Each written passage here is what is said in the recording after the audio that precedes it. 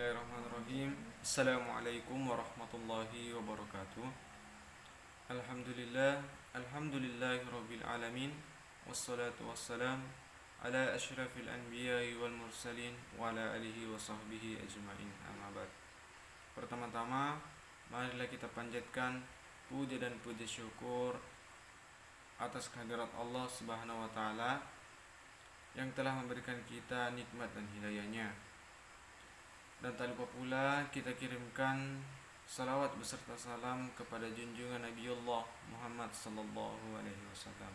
Baiklah, sebelum saya lanjut, perkenalkan, nama saya Alam Syah Ramadan dari Fakultas Syariah dan Hukum Islam, Program Studi Hukum Ekonomi Syariah Kelompok 3. Tujuan video kali ini untuk memenuhi salah satu tugas mata kuliah saya, yaitu mata kuliah Sejarah Pemikiran Islam dan dosen pengajar oleh Bapak Fajar M. Sos.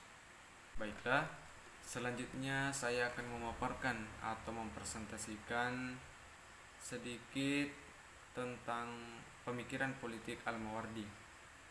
Al-Mawardi, nama yang tidak asing dalam ilmu politik. Ia adalah salah satu tokoh dan pemikir peletak dasar keilmuan politik Islam, dan ia merupakan pakar ilmu politik termasyhur di era kekhalifahan Abbasiyah. Ilmu politiknya menjadi penyangga kemajuan Abbasiyah. Ia jugalah yang menjadi penyelamat berbagai kekacauan politik di negaranya. Nama lengkapnya Abu Al-Hasan Ali bin Habib Al-Mawardi. Orang-orang barat menyebutnya Al-Bawasan.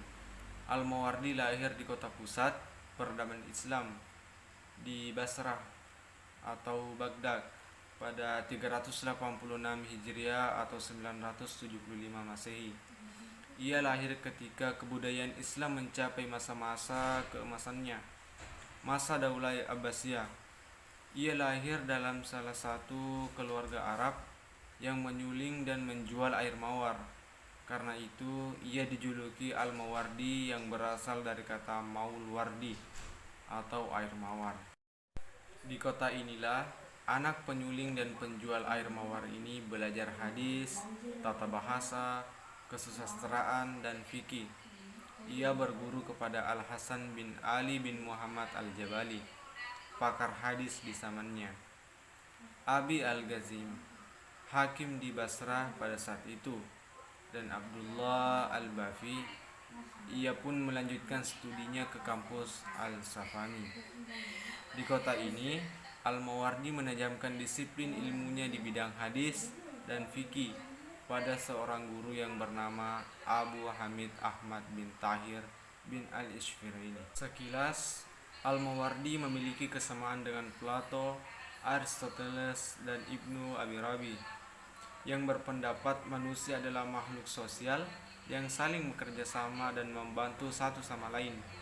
Tapi yang membedakannya dengan tiga tokoh di atas adalah Al-Mawardi memasukkan agama dalam teorinya. Menurutnya, kelemahan manusia adalah tidak memiliki kemampuan memenuhi semua kebutuhannya, ditambah dengan keanekaragaman dan perbedaan bakat, pembawaan, kecenderungan alami. Hal itu mendorong manusia untuk bersatu dan saling membantu. Atas dasar inilah manusia mendirikan negara.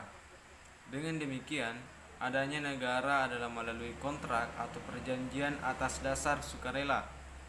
Al-Mawardi kemudian berpendapat bahwa kepala negara merupakan lingkup garapan khalifah kenabian dan memelihara agama dan mengatur dunia sekaligus memisahkannya. Tidak diragukan lagi, Imam Al-Mawardi merupakan tokoh ulama dan pemikir politik dalam dunia Islam. Pada masa hidupnya, Al-Mawardi hidup dalam situasi politik di dunia Islam yang sama jeleknya dengan masa hidup Al-Farabi, bahkan lebih kalut. Tetapi pendekatan Al-Mawardi tidak sama dengan Al-Farabi. Al-Farabi mengembangkan teori politik yang serba sempurna sebagai reaksi terhadap situasi politik pada saat itu, dan karenanya tidak mungkin dapat dilaksanakan oleh dan untuk umat manusia yang bukan malaikat. Namun Al-Mawardi tidak demikian halnya. Ia mendasarkan teori politiknya pada kenyataan yang ada dan kemudian secara sadar menawarkan saran-saran perbaikan atau formasi. Misalnya, ia mempertahankan status.